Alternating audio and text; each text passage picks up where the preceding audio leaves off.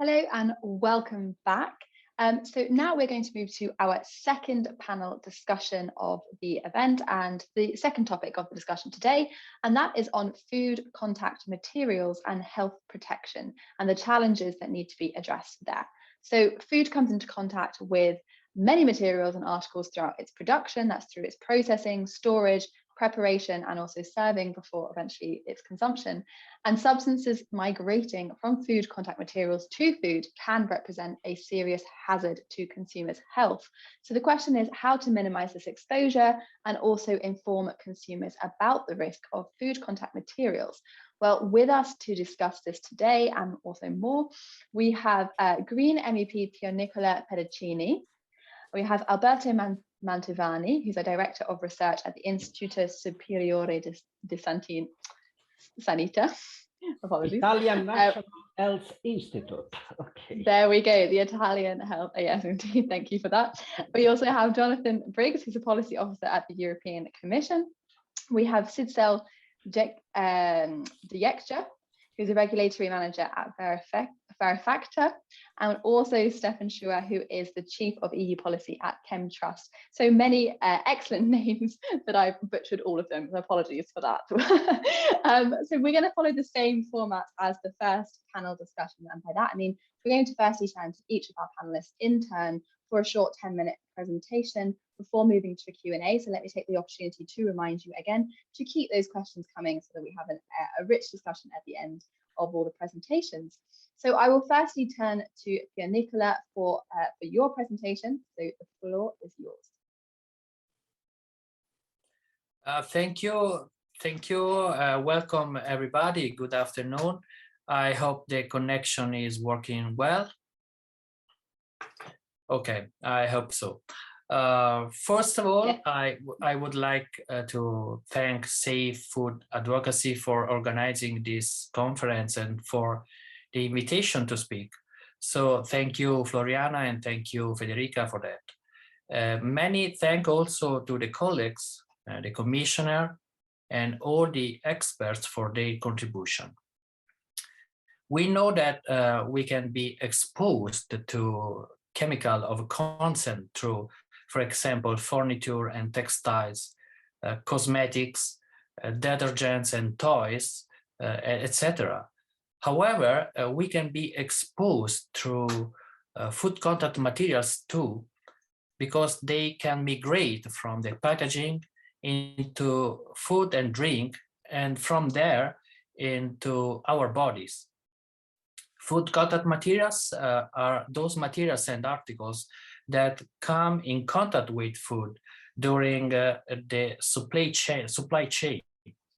For example, food packaging, storage containers, kitchen utensils, or factory equipment. We talk a lot about the plastic, for example.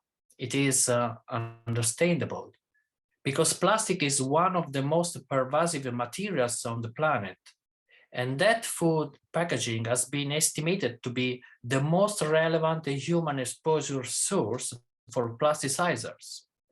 However, we should not forget that also takeaway containers and canned foods, for example, pose risks to our health. So let me get to the regulation point of view. Food contact materials have to comply with EC Regulation 1935 of 2004, which sets out general safety requirements for all materials and articles to ensure that they don't transfer into food substances that could endanger human health.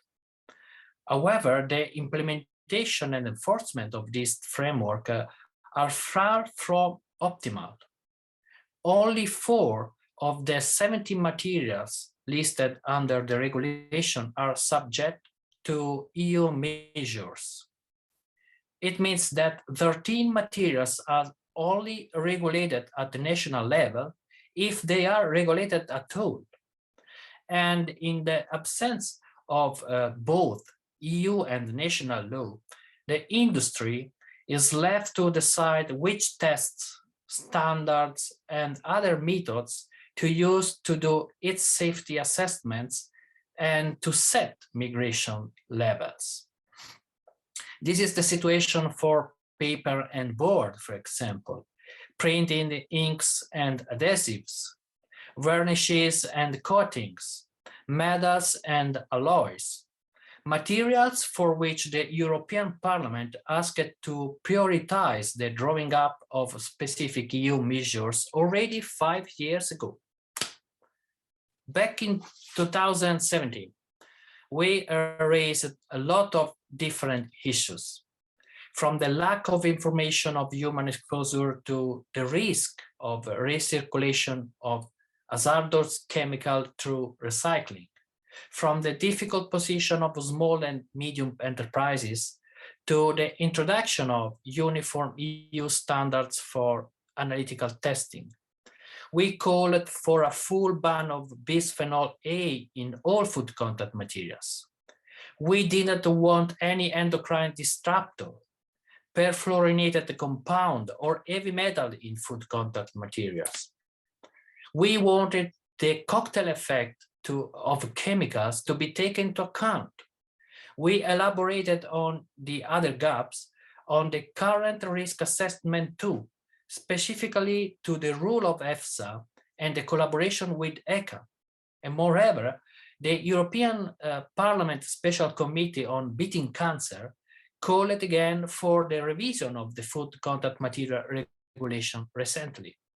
So in this global view, we are happy with the ambition recently showed by the European Commission, both in the farm to fork and in the chemical strategies. We welcome, for example, the fact that the farm to fork strategy addresses for food packaging and promises to revise the food contact material legislation by the end of 2022 to improve food safety and public health. However, the adoption of the new framework has been postponed to mid-2023. This means a further extension after all these years.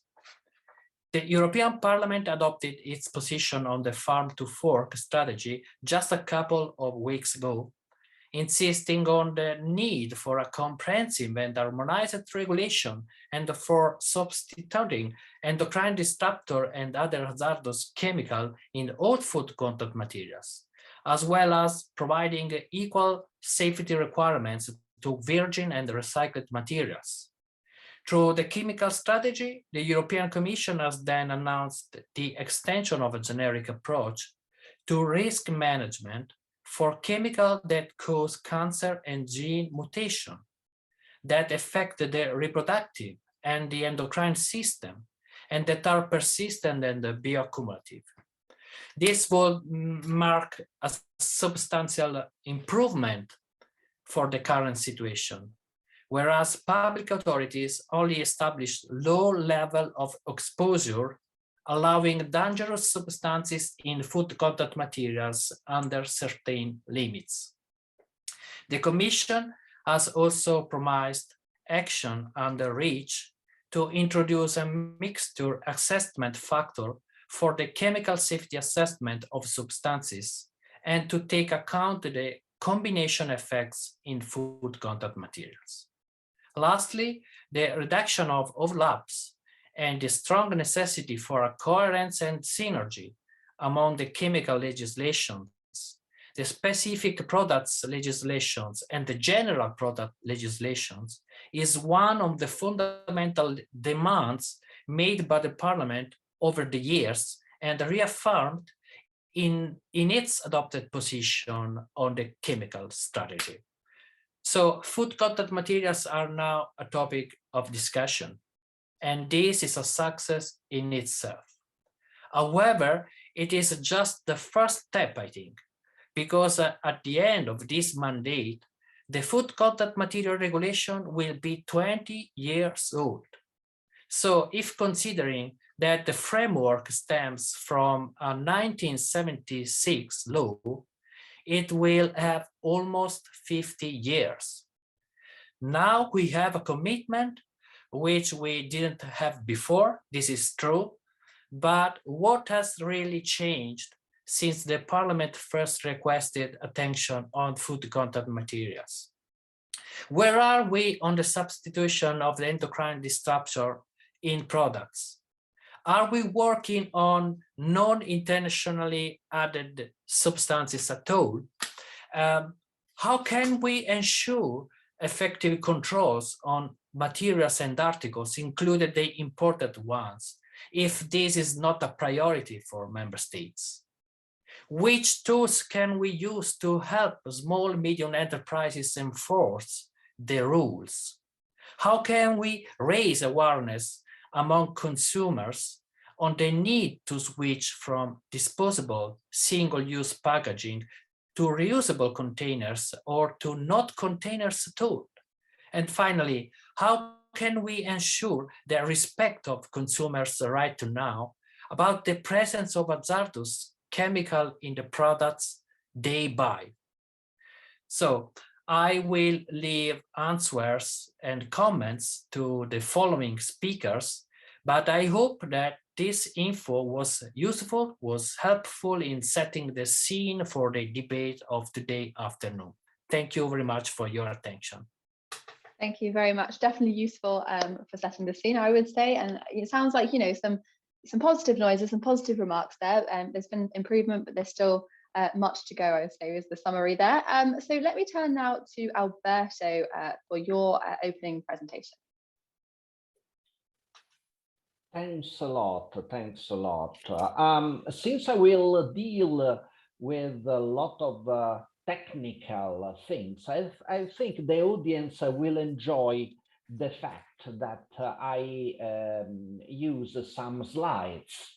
I will rush through them, don't worry. I want just to give a basic message that innovation and safety must be science-based and evidence-based and must face some new issues and challenges. So in regard to food contact materials, I pointed out from my standpoint, that is the standpoint of a toxicologist of a public health institution, 5 relevant, highly relevant, I would say, issue. Now, next slide. Okay, these are, first of all, we should use what we know. The second, we should, and I fully agree with what Pedicini just said, we should go on quickly and effectively on the replacement of hazardous substances. Then we should tackle the so-called unknowns. In this case, there are known unknowns, and I will tell a few words about innovation with safety and circular economy, recycling, and some safety issue in recycling. Let's go. Okay, just very simple. We have a lot of knowledge, we have a lot of EFSA opinions that it's doing since years a great job on food contact materials. Are we using in the everyday safety protection practice this knowledge? Let's make an example. Aluminium is a neurotoxic and may bioaccumulate. There are some concern for the exposure of the general population, and surely food contact materials do some part of this high exposure. We can limit this exposure through correct use and good practices of use. Are these good practices known and applied where food is prepared and is sold, like retail, catering, restaurants? Are the consumers aware? And the same, waiting for bans, waiting for changes in regulation can be true for other hazardous substances like phthalates in PVC. Let's go to the next one, replacement. Okay, I said the word phthalates. Phthalates are reproductive toxicants and endocrine disruptors. There is no doubt, in my opinion, about it, but it's not my opinion, it's the opinion of EFSA and it's the opinion of the ECHA. And so we need to replace them. And there is this draft opinion and the public consultation by the EFSA, which is really a fine work. And there is also uncertainty analysis. And the topic of this draft opinion on public consultation is identification and prioritization of risk assessment for risk assessment of phthalates and similar substances. Okay, so the focus is on phthalates for replacement. But this is only one step. The second step is that it's very important, of course, to identify what substances have to be replaced. But the second step is to have a solid, scientifically robust, evidence-based identification of suitable replacers. For instance, lack of evidence does not imply safety. Somebody may remember that bisphenols other than bisphenol A were at the beginning considered possible replacers of bisphenol A, but in fact, they are endocrine disruptors even more than bisphenol A once you test them. So a suitable strategy to screen in silico and in vitro, we should achieve time and cost-effective data sets that are consistent and comparable. This is the only way forward to replace hazardous substances. And there are also some technological aspects that are all important for safety, like migration. It's not just hazardous properties, but it's also migration. So next slide, please. And migration may be also of substances that are not intentionally added. This is a very well-known issue in food contact materials.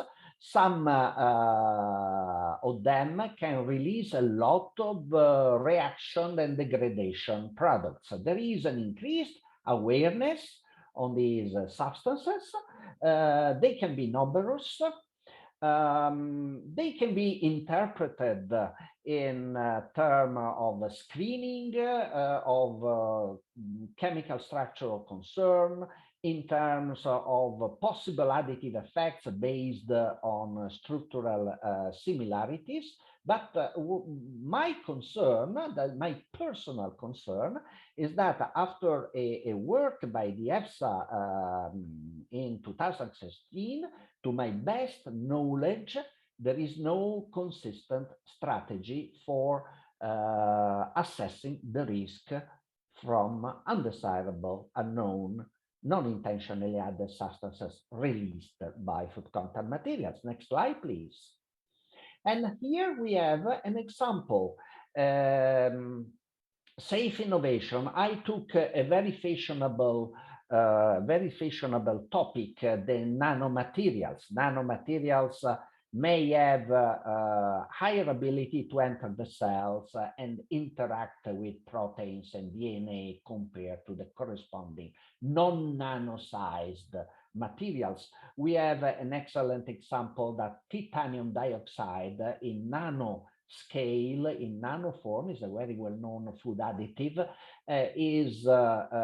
has real problem of toxicity because of increased reactivity with organism components. We have here just an example, the assessment by EFSA of the use of silver nanoparticles as surface biocides in a wide to be used in a wide variety of foods and temperature. And there is a nice assessment that the release of the nanosilver particle is minimal, but in fact there is a non-intended added substance, that is the silver itself. And whereas the silver itself that might be released from this food contact material is really below the current tolerable daily intake for silver, in fact, it may adapt to other silver sources in the diet. Therefore, in a more comprehensive risk assessment, there may be a concern from a safe food contact material component due to the unwanted migration of something that, well, is definitely unwanted, has nothing to do with the function of the nanomaterial. So something to be considered in safe innovation. We are in favor of innovation, but in favor of safe innovation. Next slide, please. Long life to circular economy. Circular economy is fantastic, but as unfortunately we toxicologists sometimes we have to play the nasty prophet role. According to the okay, that's a long name, Scientific Committee on Health, Environment and Emerging Risk of the DG Santé, recycled products and materials should be considered from a safety point of view, as they may contain hazardous substances. It may be a way to recycle heavy metals, phthalates, flame retardants, and exposure scenarios from recycled materials should be modeled.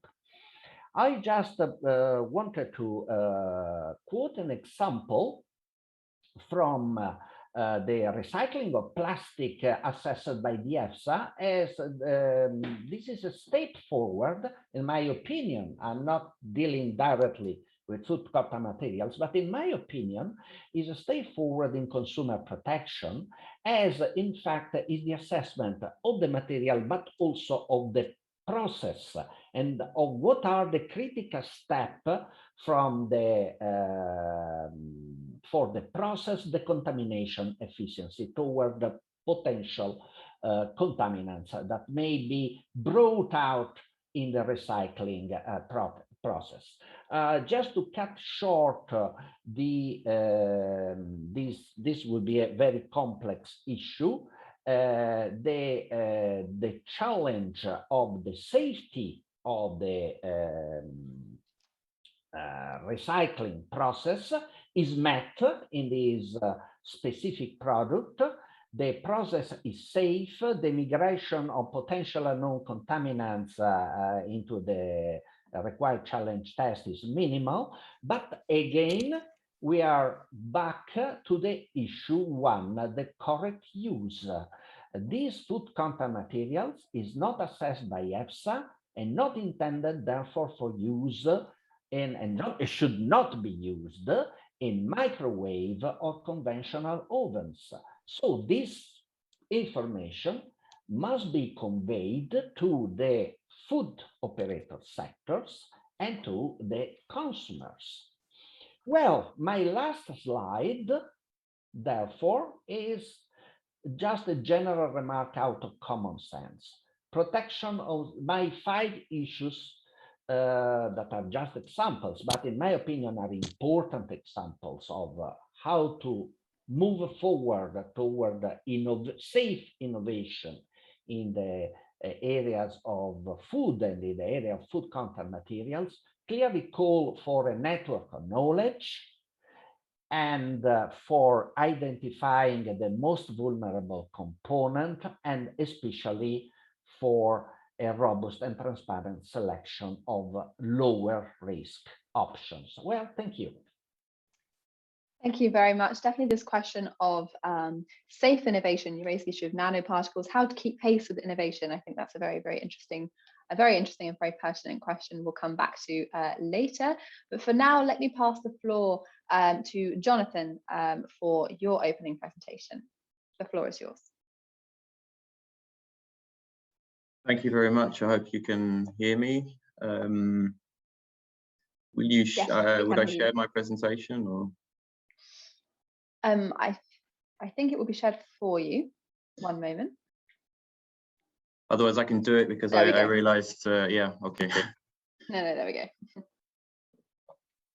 Over to you. Somewhat, yeah, there we go. Somewhat unusually, I have to admit, I've included some animated slides, so you'll just have to keep pushing to try and make it interesting. But yeah, thank you very much, Natasha, and also to Federica for inviting me to the Safe Food Advocacy Europe discussion on food contact materials. My name is Jonathan Briggs, and I work in DG Santé at the European Commission. And my main role is to indeed work on the revision of the food contact materials legislation. So if you just go to the next slide. Yeah, so it's useful to just remind ourselves, I think, what the objectives of the current framework legislation are. Just keep clicking. So there are two, basically: one, to provide a basis for securing a high level of protection of human health and the interests of consumers.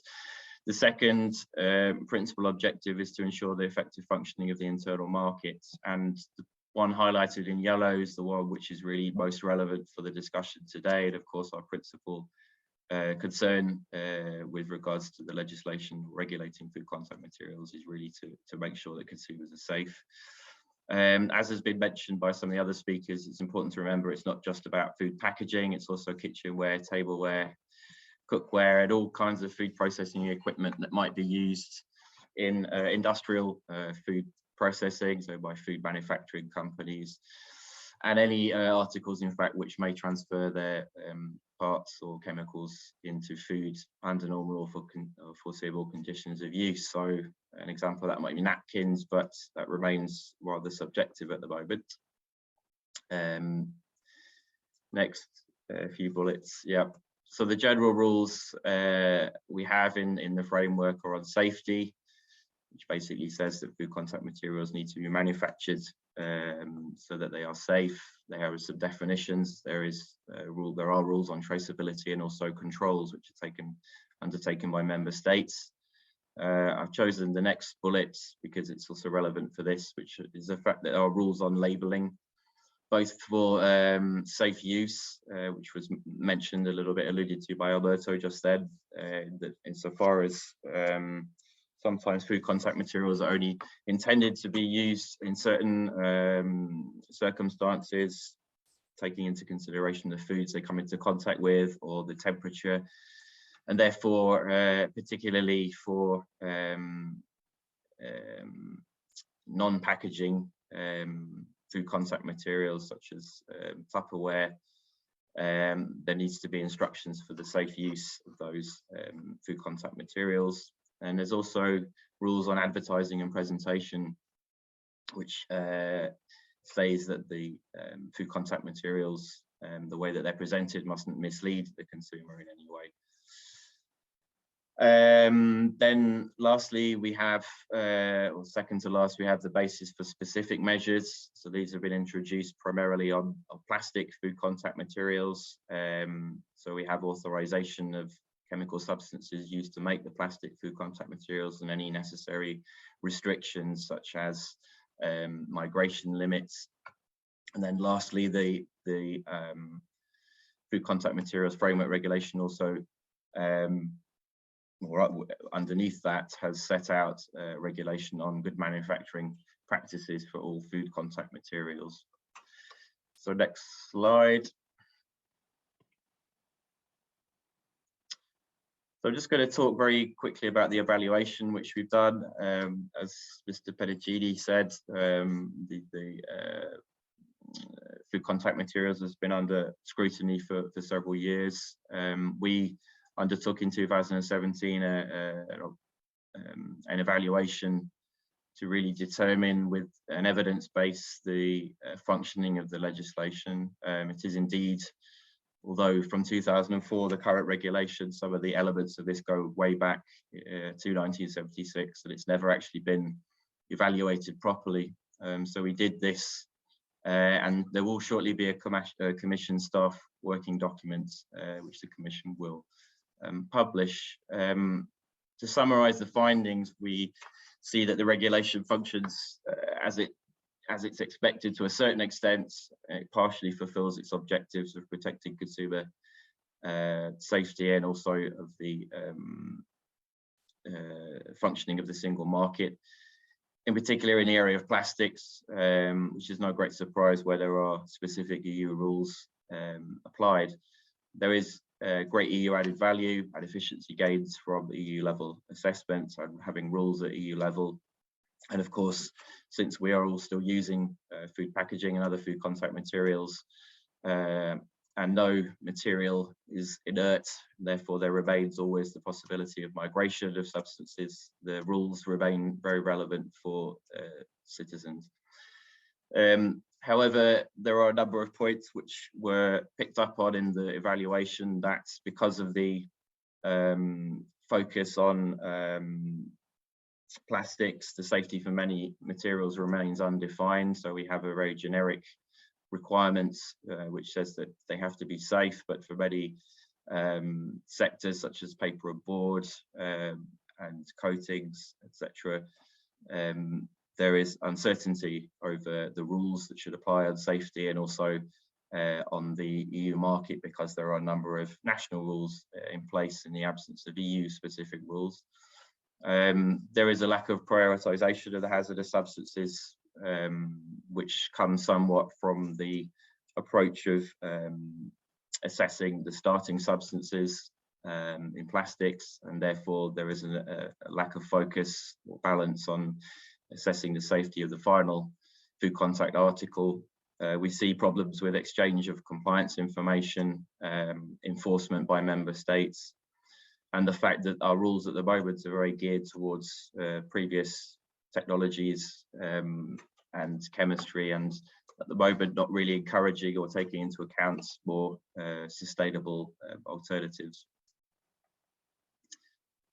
So on the next slide, you're just going to have to whiz through the bits, but yeah, so I put here, so we've mentioned the farm to fork, so there's a definite commitment in there to revise the FCM legislation, and two of the commitments also announced in 2020, which are related to this farm to fork strategy and the revision of the FCM legislation, the Circular Economy Action Plan. So elements like recycling, sorting, and the quality and safety of food contact materials. Also the compostability, biodegradability of natural-based food contact materials. Supporting the use of innovative and sustainable packaging solutions, including the possibility to reuse, and also reducing over-packaging and packaging waste. Then on the other hand, under the chemical strategy for sustainability, which was announced later in 2020, so just over a year ago, we've committed, which is also as part of the farm to fork strategy, to reduce the use of the most hazardous chemicals, so effectively restrictions and bans on CMRs, so carcinogenic, mutagenic and reprotoxic substances. Just click to the next part. Yeah, to address the combination effects of chemicals, to make sure our risk assessment processes are coherent across the different sectors, where also they're managed by other EU agencies besides the European Food Safety Authority, principally ECHA, for example, who also does relevant risk assessment work under the REACH legislation, and also to make sure that materials are inherently safe and sustainable by design.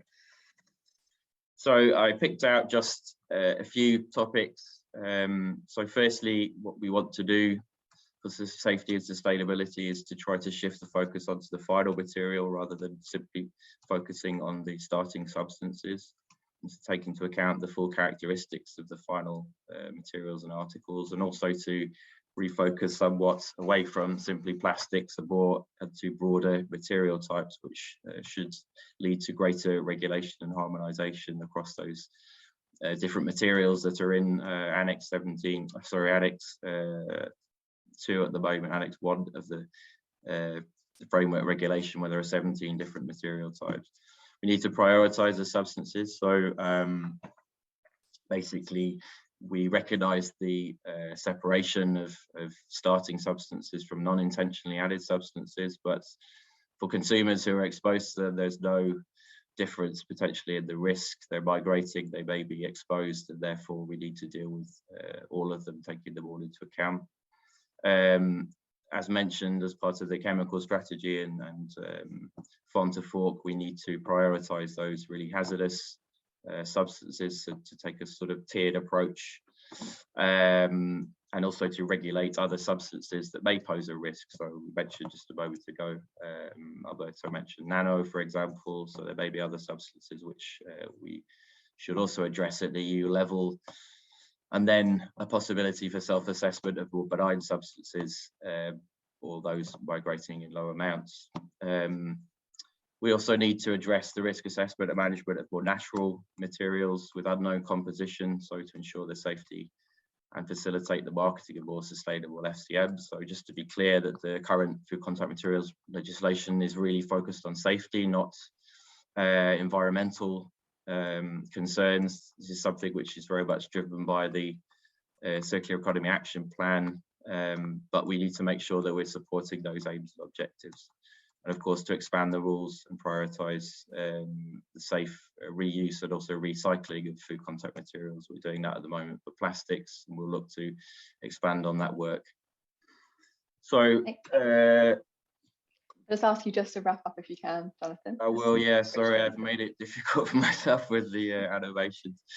Yeah, so some of the issues which are relevant for consumers, so labelling and availability of information is something in the evaluation that we highlighted. Does everyone understand the wine and fork logo, the presentation and advertising? Are consumers being misled? The FCM needs to be effective and efficient still, so we need to encourage innovation and make sure that the packaging is doing as it should. I mentioned recycling and reuse and also sustainability, but of course central to all that is safety. So the final slide is just a review, an overview, sorry, of where we are with the revision process and the consultation. So we published a roadmap back in December. We had some feedback on that on a webinar in January, and we're in the process now of developing the policy options and legislation in more detail, supported by an impact assessment. So that will really get underway at the beginning of next year with a 12-week public consultation to hear the views from all stakeholders. But we'll also have targeted activities from various experts, stakeholders, and those with the greatest interest. We'll support that with necessary study work. We have the cross-cutting activities within the Commission for the Chemicals Strategy for Sustainability and the SEAP, and also, of course, requiring information from everybody as part of that process. And then, as mentioned, I think what the aim would be to have an adoption of some new legislation by mid-2023. Sorry for running over a little. Thank you very much.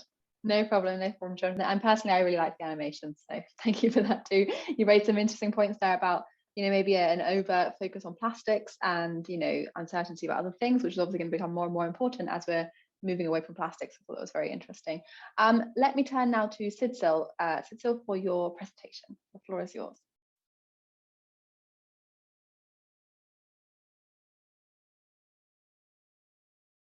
Oh, Sidsel, you are muted. Just ask you to unmute. So now you can hear me now? There we go. We can hear you now, yes. Thank you. Okay. I think I have some slides also, but maybe you can help me with them. Yes, it looks like that. Yeah, so my name is Sissel Dykjær, and I come from EURACTIV. I'm team leader for non-food, and EURACTIV is a small foundation and a consulting company, and our aim is to help retailers comply with the legislation for different products, particularly on the labeling requirements. And our main focus is actually on food, but I am in the non-food department, so working also there on food contact materials. So next slide, please. So we were actually founded in 1957, so we are a very old organization because in the years after the Second World War, products on the market were actually really bad. and there was really not much information for consumers about what was in the product. So the Danish Consumer Council decided to start a foundation and to create a label, and you can see up there EURACTIV, safe shopping. So EURACTIV was kind of a board going through all kinds of labeling, consumer information and legislation, and then the retailer could benefit from having our logo, and then the consumer could know that some checkup had been done. So our main principle there is that we need good consumer information, and we have also different demands that we have put forward, some principles that the retailers have to comply with in order to gain access to our logo. But we also have some customers that don't use our logo, but just use us for technical advice and legal advice and compliance checks. So that's mainly what we do. Simple proofreading is actually also a main thing that we do, because you know, if you have put a product to a retailer shop and you find out that the label is wrong, it might be a very, very big economic burden to take it back. So that's really something that retailers and suppliers are really careful about. And you can see here in the circles the different products that we have. So that's pet food, and we have detergent, food at the top, and some products for children.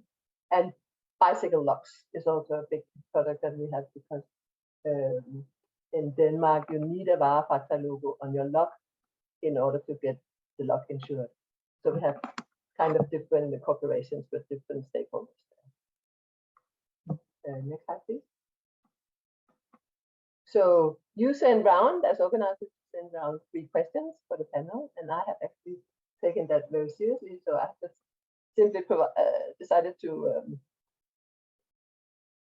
provide some answers and solutions for some of your questions. And the first question you said there was, what does the new regulation need to consider in order to ensure proper consumer protection against harmful chemicals? And I was very happy to hear from Jonathan your proposals for what you wanted to do. And I was also happy that both the commissioner, the scientist, and Jonathan and our representative from the European Parliament all wanted to focus on the most hazardous chemicals. And I think that is really important. I will come back to that a little later. But one thing we haven't talked about is the very important issue of placing the information in the supply chain on the right person. And if you look at the current framework legislation in 1935, it says that FCM has to be safe, but it does not say who has the responsibility for ensuring that. And that is something that's really lacking in this legislation, and which is not like other legislations where you may have a very clear placing of responsibility. So important to place the responsibility, important to define what information is it really that we need. And thirdly, very important to have stronger enforcement to show that the things are going well. We have some clients that simply make a risk assessment on how likely it is that they will ever be controlled, and that risk assessment turns out to show that they find it very unlikely that they will ever be controlled, or that the enforcement will ever visit them. So other big companies and big retailers are maybe more conscious that they need to do some compliance work, and that is where we come in as a third-party verification that can really help them. Another interesting topic that I would like to tell you is that, oh, sorry, it's still the other slide, I'm sorry. Yeah, that's just the last point. We have actually, the Danish Food Agency has decided that if a product has a EURACTIV logo, then they will not do the basic control on that product, because they will trust that we have done it. So that is also something that's very useful for the retailer and the supplier, that they can go to us and then they can be sure that they can pass the compliance, or that the compliance check will not happen. And we are hoping to get the same agreement also on the FCM, and maybe also on cosmetics and detergents and so on. So that way you can use third-party verification. And then I just want to say, I put down here the quote of the REACH regulation, and that was really related to the placing of the responsibility and the need for saying what kind of information is it that you need. Because if you look to the REACH regulation, you will really see how this has been done very nicely, where the responsibility of the first producer and the responsibility of the downstream user and the responsibility of the retailer is there very clearly explained. And I think this is really something that we need to move on from FCM. Next slide, please. And the next question. You asked about the glass and fork symbol, because you asked how can we avoid that the consumers use the FCM in the wrong way.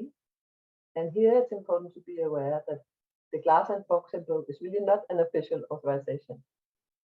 And I think that many consumers may think that and believe that there has been some kind of an authority looking at the product to see if it's okay to put on the glass and fork symbol.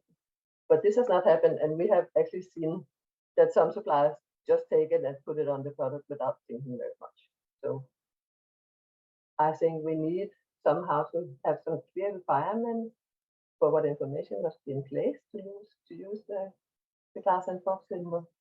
And I was thinking also, now I know that Jonathan in here, maybe we could have some use instructions that we could use that had to be beside the glass and fork symbol, like you see in the legislation for classification and labeling, where you have like precautionary statements and you have the danger label and so on. I think you could maybe take some inspiration from there. But there, of course, you would need to distinguish between FCM that is sold for the consumer to pack the food in, like baking paper or muffin foams or so on. There you need to clearly explain how can this baking paper be used, what is the temperature, can you use it for acidic food, can you use it for warm food, and so on. While if you look at food contact packaging, that's where the food is already in, it's different. Like if you have an ice box and you sell it to a consumer, it would be nice, or it would be relevant or adequate maybe to tell the consumer, this is a box for cold food, it's a box for single use. It is not something that you should use time and time again to put in your bolognese sauce when it's warm. Things like that. I think those kinds of warnings would be relevant. Thank you. You're just moving the slides a little bit too fast, but I think it's maybe because you want me to move on. So let me do so. We have talked about the need to avoid the most harmful chemicals in food contact materials, and you have also asked this question. And you say, like, the chemical strategy for sustainability takes action against endocrine disruptors and other harmful chemicals. And what do we need to consider here? And several people have mentioned that we need to take action against the most harmful chemicals. And I have just placed here for your information the points how they were actually made in the CSS.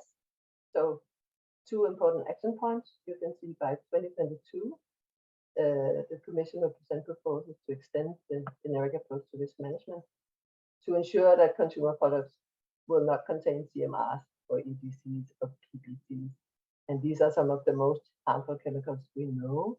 And it's an action that is targeting all consumer products, including the FDA, as Jonathan also mentioned, and as a friend from Italy also.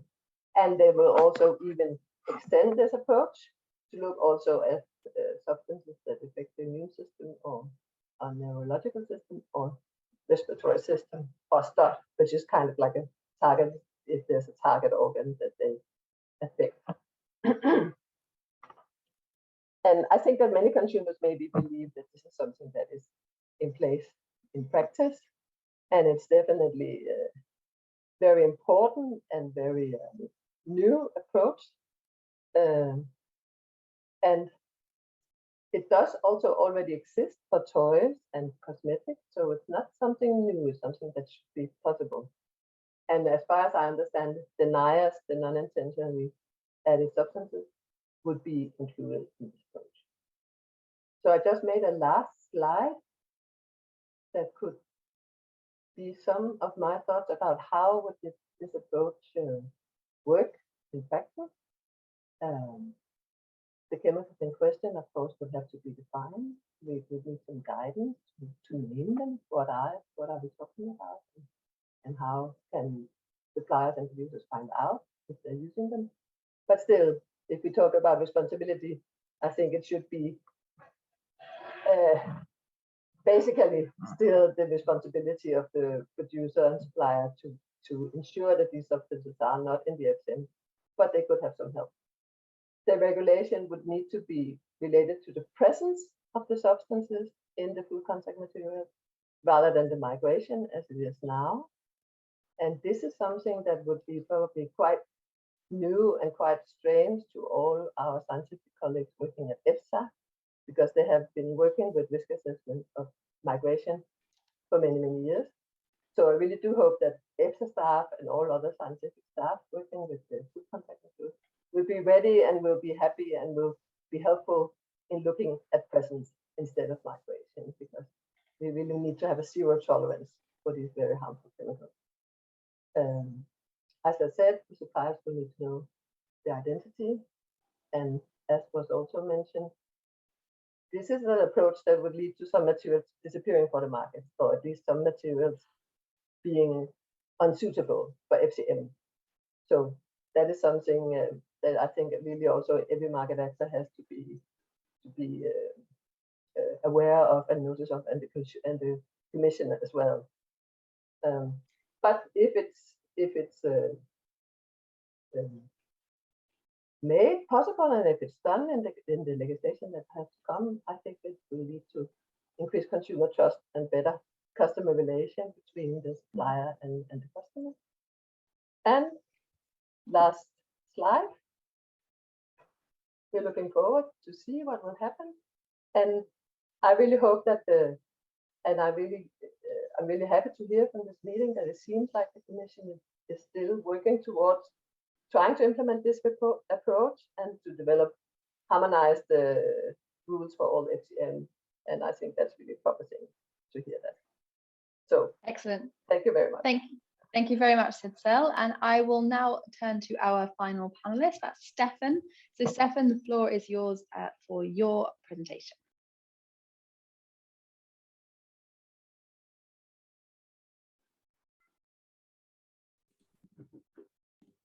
All right. Can you see the presentation? Yes. Yes, we can all see it, yes. Wonderful. Thank you very much, Natasha. And I know I'm the last, so all the time pressure is on me, so that we still have Q&A. I'll do my best. And also thank you very much to Safe Food Advocacy Europe for having me here. And congratulations to this timely conference, and having had the commission at the beginning, that's really great to hear these encouraging messages. So I'm here for Chemtrust as the person in Brussels in charge of EU policy advocacy, and I'm going to talk about the time is ripe to close the safety gap in FCM policy in the European Union. Chemtrust is a UK and EU registered charity to protect humans and the wildlife from harmful chemicals. We work with scientists, with the technical and EU processes and decision makers, and we're doing that in partnership with a whole range of environmental and other civil society organizations. One of our focus is on dealing with endocrine disrupting chemicals. Food contact materials is already policy long on our list of topics where we have identified serious issues to be addressed, and it's really great that now the time is there and ripe to deal with them, because we're also seeing this as a widening gap. So the food contact material policy has fallen behind other chemical safety rules. We are at a situation where public health is not properly protected in all cases. We know some of them, we've heard them also today. And we have a situation that in the absence of EU action, we have member states trying to move forward and deal with the most hazardous chemicals. We have the cases, the phthalates, the bisphenols, the PFAS from several member states. So this is really a serious issue emerging here, while at the same time, the European policy agenda is rapidly moving forward. We are having the Green Deal, which puts forward important objectives, including a toxic-free environment. But just to recall, this is a deal guiding the EU policy now, and it's a deal between the EU and its citizens to tackle the main crises we're facing, which is climate and pollution. And it clearly spells out that this requires deep transformative policies and economic transformation. So this must set the scene. We're really in a new game here. It's Green Deal time. This is a challenge for the European Union, for the member states, for the industry in all senses, and requires to follow up on several objectives at the same time. It's not just now singular dealing with safety, climate separately. No, it's all together, and we're working in this transformation situation. And the chemical strategy, which came a year ago, it gives us guidance now in terms of the toxic-free environment, which is very important for us. It sets out as a headline the objective to ban the most hazardous chemicals from consumer products, and that includes also food contact materials. And that's also clearly stated in the Farm to Fork communication. And also it says we need to accelerate regulation using the generic exposure assessment, or GRA as it's called in abbreviation, and grouping of substances. Then we have, of course, the circular economy, an important part of guiding the economic transformation, and is very important for food contact materials, in particular for food packaging, which are often short-lived products, and it's a very big challenge to make this material flow circular. In particular, as many recycled food contact materials are often less safe than virgin materials. And that's in particular the case for unregulated areas, as we have seen with paper and cardboard, or if we have most hazardous chemicals present there. So there we are talking about a very substantial challenge of turning that materials to circular in these cases. So our demands for the food contact materials policy is to start with banning the most hazardous chemicals from all consumer products, and that includes many FCM, and we want that to be happening by 2030. As a clear time frame here, we're probably talking around 1,000 or so substances, which will be put forward in groups, and first efforts are already made by the European Commission in working up a restrictions roadmap, which includes groups of substances like PFAS and bisphenols, and we hope that before the end of this mandate of the Commission, the restrictions will be put forward. Then there will be more to be done on the REACH to Zero, the revised and redrafted or reformed REACH, where we need the generic approach to be put in place for the persistent bioaccumulative or mobile substance, or the ones with EDC properties. So there we will have the system which will work upstream, which will make sure that we don't put the most hazardous chemicals into the system, into the economic system for consumer products upstream. And then we need, of course, the FCM policy reform, which we believe should be a substantial reform, which ensures the harmonization for all categories, for all materials. It works and should apply the no data, no market principle. We have had good experience with REACH. We know it was not all perfect and more needs to be done now, but that's a lesson we are learning, how to better enforce that, ensure compliance, so that the bottom line is we need the safety data fully available before products can go to market. And the third point here I want to raise is we think a positive list of substances should be worked up. An example is running now with regard to a food contact material, the drinking water contact materials under the Drinking Water Directive. So we watch that process carefully. It's not done in a year or so. It will take a couple of years, but we believe this should be followed closely and, if possible, be replicated for other food contact materials. Right, so these are our main demands. We're very much looking forward to work with the European Commission and the legislators on these challenges ahead. They're firmly embedded in the Green Deal, in delivering the Green Deal's headline objectives. Yeah, I call on all of us, make the Green Deal happen. As it was said, we are the first generation facing the heavy crises with climate, with pollution, and we will be the last generation who can fix them. Thank you. Thank you very much. And now let's dive straight into the Q&A. We have about 15 minutes for that, so let's try and get through as many questions as we can. I've seen a lot of questions come in from the audience. I'm going to start with a question for Alberto. So the question is about sustainable alternatives. So the question is, in your opinion, what can be done to ensure more sustainable alternatives? But also the question, which I think is a bit more interesting, maybe, how can they be assessed in order not to substitute a hazardous substance with just another hazardous substance? What would be your remark on that, Alberto? Okay, $1 million question, of course, is the first. I would try to be simple and straightforward.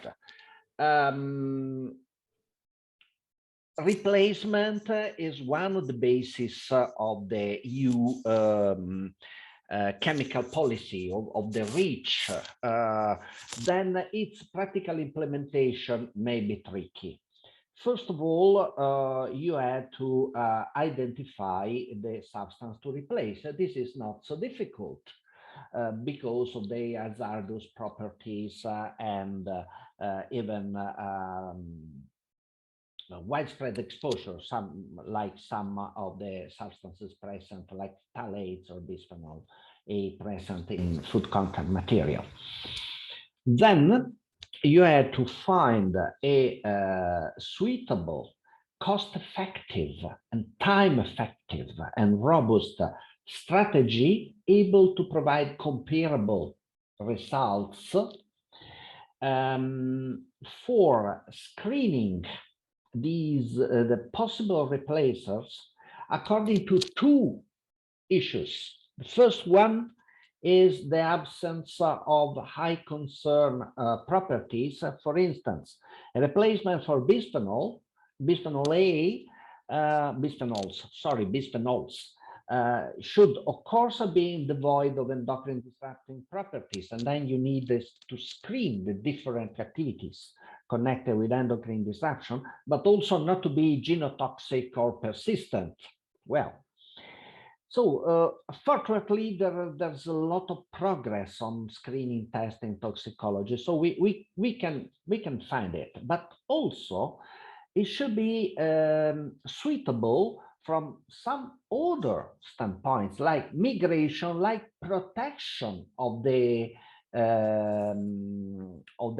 food from external contamination, like microbial contamination.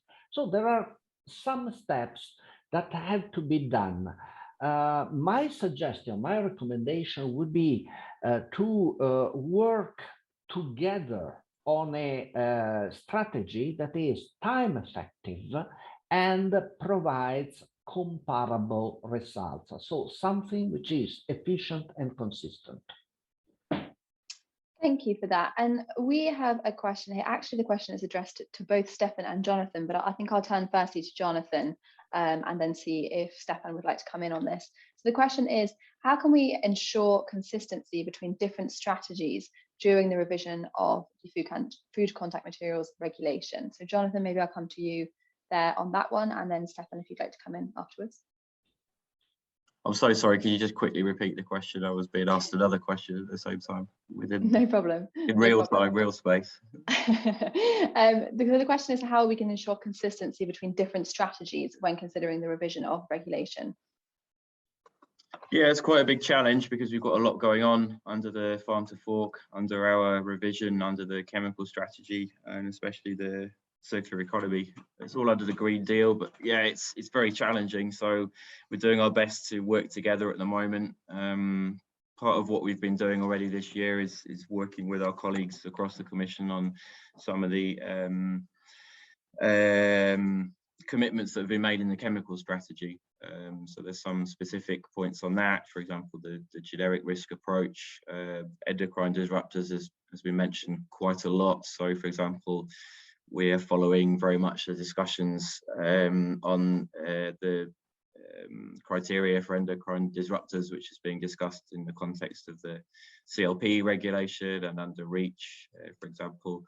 There's been quite a lot of activity, although it's again a huge challenge for the one substance, one assessment. So I think Alberto mentioned already we have some work which is sort of acting as a kind of a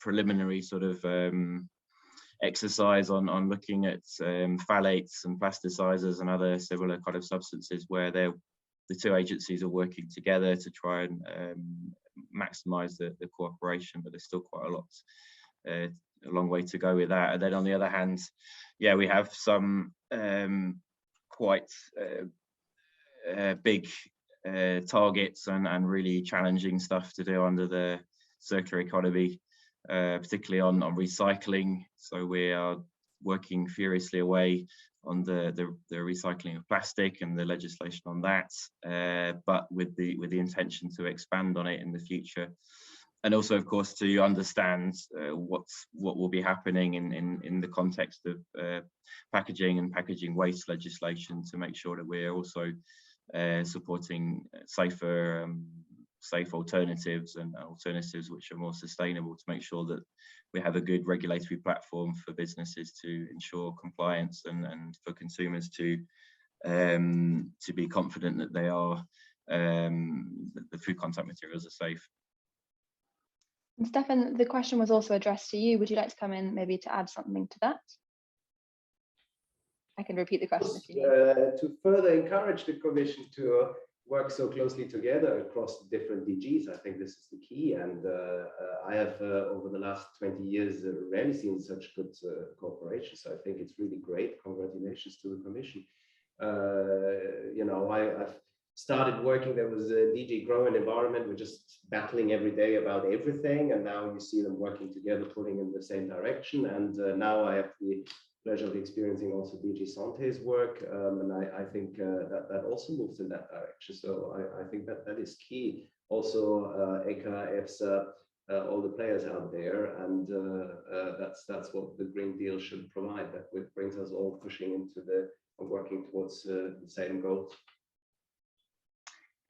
So let me come to you now. I'm going to ask you about something that was Pierre Nicolas raised during his opening presentation. So he was talking about the need to help support small and medium-sized enterprises, you know, offer them the tools that they need to enforce regulations. I thought perhaps you could come in on that and maybe give a little response to what you see is required for SMEs to manage to deal with this. Yes, I think what is very much required for SMEs is guidance in how they can comply with the law. And then it's definitely so that if we have a new legislation where we have more harmonized rules, this would also help the SMEs, because today they are quite confused that they have to look at different national laws in different countries, because you can be an SME and you can still have customers in other countries, and it's very confusing for them that the laws are not the same. And then, of course, it's good to have like hotlines at the authorities, or of course, for them also could be a good idea to use consultants like us. That's actually also, I used to work for the Danish Environmental Agency, and I actually used to tell smaller companies, you need to hire consultants, because you cannot possibly find all the information you need to comply if you're a very small company with very limited staff. Then you just need to ensure that you have some external help with your compliance work. Thank you for that. And let me pick up now on something that Alberto was raising, the issue of safe innovation. Jonathan, let me come to you. I mean, there are so many new products on the market. He mentioned things like nanoparticles, things like that. How can we ensure that there's, you know, enough reactivity in regulation and keeping pace with this kind of innovation? Yeah, it's a very good question. I mean, I think in the past we've tried to address innovation with, for example, the active and intelligent packaging regulation, but the current approach that we have is not particularly helpful for that. And one thing we want to try and do with the new legislation is to make it future-proof. So whoever replaces me in the future will not be sat here with angry stakeholders and really struggling with the legislation because we couldn't sort of see 10 or 15 years down the line. So we really need to foresee what's coming, and yeah, that will be part of the impact assessment work, I think, is really to understand the current and future sort of trends in packaging and how best to regulate. And one thing I wanted to just mention, which is going back to what Sidso was talking about, which I didn't put in my slides, another aspect of what we want to try and do, also to keep the information flow is to have a system which will allow transfer of information and including innovation. But that's something which I didn't mention, which I think is also important in the end for consumers, because that's you know, as far as that information is passed forwards, then it could also be made available to them if it's necessary, but more importantly, or as importantly, in the supply chain. So that's something I didn't mention that I just wanted to mention. But the innovation is a big challenge. We want to try and keep it, keep the regulation with that in mind indeed, so that if something comes up in the future, we're able to regulate. Maybe that's part of the reason for trying to group some of the materials into kind of slightly bigger groups rather than sticking rigidly to plastic or coatings or things like this. And actually, I think maybe we have time for one more question. There's a question here from the audience about group restrictions. So this is addressed to both Alberto and Stefan. So maybe I'll come to Alberto first. About the challenges connected to group restrictions compared with single substance approaches. Perhaps you could comment on that, Alberto. Why a challenge? I mean, I guess the question is group restriction. If did I understand correctly? On group yes, the question is the challenges connected with group restrictions compared to single substances approach. I would consider just as a general principle that group restrictions are more science-based than addressing single substances, just because group restriction addresses substances that share similar toxicological effects of concern, similar as those characteristics. So the possible challenge would be for replacement. I have to replace a group of phthalates or a group of bisphenols and not simply one single substance. So it's a let me say a toxicological and industrial sector that a technological, oh my toxicological mind, a technological and industrial sector that has to be remodulated. But from a scientific point of view, a group restriction may be more sound and more straightforward than addressing each substance itself. Thank you for that. And actually, we are just approaching the end of our panel discussion, but perhaps I will just come to each of you in turn for a short 30-second closing remark. So unfortunately, Pierre Nicolas couldn't stay with us, but perhaps I'll come to Alberto, perhaps I'll start with you. Could you give just a quick 30 seconds closing remark from what we've heard so far?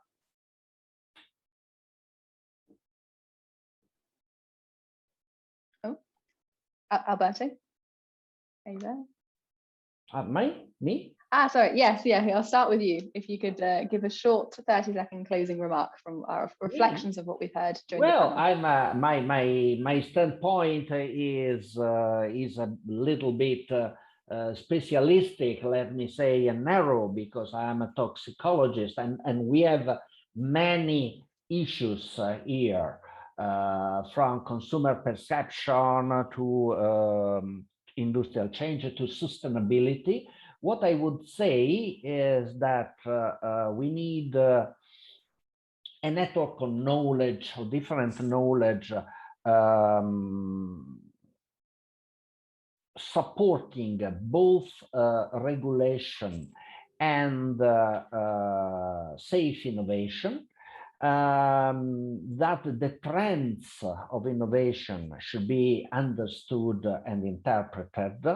A message I would like also to convey is from my first issue, that is the transfer of knowledge to everyday practice. In my opinion, we have also to focus on risk communication, not only to the citizen, but also to the big network of enterprises, as often small enterprises using food contact materials, in order to ensure that regulation toward an improved safety are understood and applied. That's it from my side. Thank you very much. I'll come to you now, Jonathan, for your very short, if you can, closing remarks. Make it very short. Yep. So once again, thank you very much for inviting me. Watch out for the Commission staff working document and the evaluation coming over the next few months, but more importantly, of course, the revision. This is split into the 5 kind of pillars, 3 of which I described, on shifting focus onto the final materials, the prioritization of substances, particularly the hazardous substances, and also supporting more sustainable alternatives. But as has been discussed here, the transfer of information in the supply chain, information for consumers, and also ensuring compliance and enforcement. The impact assessment is being developed. We will undergo a 12-week consultation early next year. That's the start of the consultation activities. Please, just a message to everyone, engage with us, share your ideas, and we look forward to working with you and to having something really good at the end of the process. Excellent, thank you very much. And Sidsel, I'll come to you now for your short closing remark. Thank you. Well, I can just start with replying to Jonathan's reply to me, that it's true. I know that you were also working about a database or some common information in a space that's transparent for everyone, and I think that is really a good idea. That would be useful for very many to have such a thing, like in the REACH regulation, where we have the database of registered substances. So just to say again, I think we can really move, if you want to move forward on the FCM legislation, it's really a good idea to look for solutions that has been established in other legislations for other consumer products. There's really a gold mine to find there of good ways of having good solutions. Also a good idea to look at concrete examples about what retailers and suppliers are struggling with today. What is their daily situation? To have some examples there, and we can probably help if you want. If they can be anonymous, of course. And otherwise, I think it's good what you have done in the Commission, and we're looking very much forward to progress, because it's really needed. Thank you. Thank you. Thank you very much. And Stefan, as well, you have the short straw again, I'm afraid, of going last. Your short closing remark, please, Stefan. Yes, we must avoid getting lost in complexity. We need to keep focus. That's why we plead for banning the most hazardous chemicals from all consumer products, including food contact materials, by 2030. We therefore need the grouping, which is scientific and regulatory sound to do that. The bottom line is, with that, we're already a big step further in protecting consumers, protecting the environment, and enabling circular economy. Thank you. Excellent. Thank you very much. That brings that panel discussion to a close.